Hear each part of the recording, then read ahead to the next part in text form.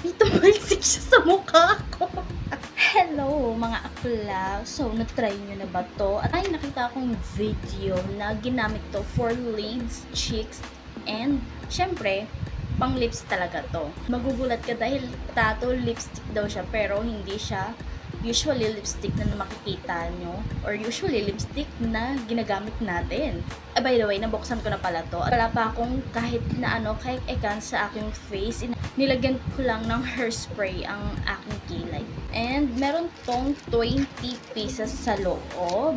By the way, sa Shopee ko pala to nabili at comment ko na lang ang link nito kung saan ko ba siya nabili. Pwede kayo makabili ng isang shade kung gusto nyo. Ako kasi pinili ko yung 4 na shades. Meron silang 4 na shades in one box. Tapos meron silang isang shade lang in one box. Meron ditong nude, pink, then ito yata yung isa nila. Hindi ko maintindihan ang sulat pero parang red ata to. Rose Baby. I think ang gusto kong ilagay sa lids ko is itong si nude. Parang ipang contour na rin natin siya. Kung pwede nga ba siya yung pang contour or bronzer something. As you can see, hindi siya yung literal na lipstick na ginagamit natin. Naka-cotton bud siya. Very hygienic kasi after mo maggamit yung isang cotton buds, pwede mo siyang itapon. Kung makikita nyo, may guhit siya dyan. Dyan nyo siya babaliin. And magdodrop na yung magdodrop na yung tint dyan. So, I think siguro wag muna ako mag-foundation and so, patungan ko lang siya ng manipis na foundation para makita ko pa rin yung kinalabasan nito, diba? Tumalsik siya sa mukha ko. Ano ba yan? Napasobra, oh my god. Wala sa lang. Oh my god, tumalsik siya. Ay! Then, i-blend lang natin siya. In fairness, pigmented siya, ha? Blend lang natin siya ng kaunti. Para lang naman wala siyang patchy-patchy, diba? Ang ganda ng color ng eyelids ko. Very natural. Walang halong chemical char. Lagay din natin siya dito for contouring or bronzer emerald. Blend lang natin siya syempre na maayos.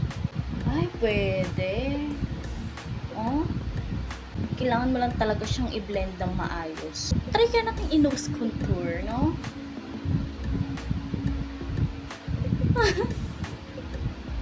Oh my god, kinakabahan ako kasi baka mag-stain siya at di ko siya Oh my god!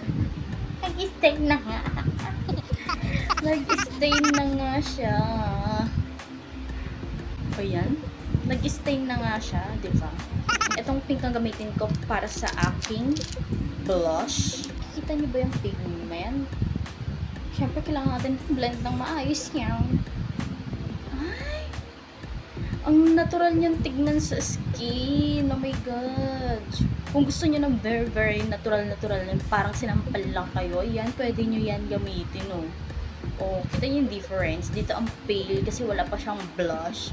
Then, tignan nyo naman dito, parang naarawan ka lang, parang sinampal ka bigla, ganon. Ganon yung kanyang atake. Ang ganda niya sa camera, para lang akong naarawan, yung ganon. Yung parang naarawan, booch. Tapos biglang, mistisa ka, girl. Oh my god. Ang ganda niya. Tapusin ko lang ang aking look at mamimili na rin ako sa 4 na yun kung anong ilalagay ko sa aking lips and I will be back. And ayan mga akla, I'm done with my makeup. Rose Beb ang ilalagay ko sa aking lips. Oh. Ayun. Wow. Ang smooth ng pagkanyang baba. Ay. Bongga ng color. Maganda nga talaga ito ipang gradient effect. Sa camera mukha siyang pink red something, pero in person mukha siyang parang may pagka purple ng konti na may halong red. Ganun yung color niya in person. Ay, yung ganda niya. Parang magandang tignan ng ating lips. Gamitin ko tong pink blush. Oh, diba? Sa baba ko pa lang yan na ilalagay. Pero feeling ko ang ganda niya na tingnan. So, ayan mga akula, at tapos ng aking makeup look. So, yan, medyo simple-simplihan na naman ulit tayo. Hindi na ako naglagay ng transition color sa aking lids. Nag-add lang talaga ako ng glitters. In person, ang ganda ng blush ko, as in. Nag-skin tint lang pala ako, by the way.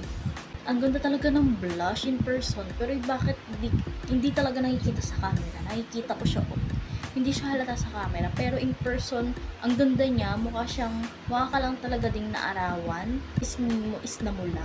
Ganun yung atake ng tattoo lipstick na to sa aking pisngi.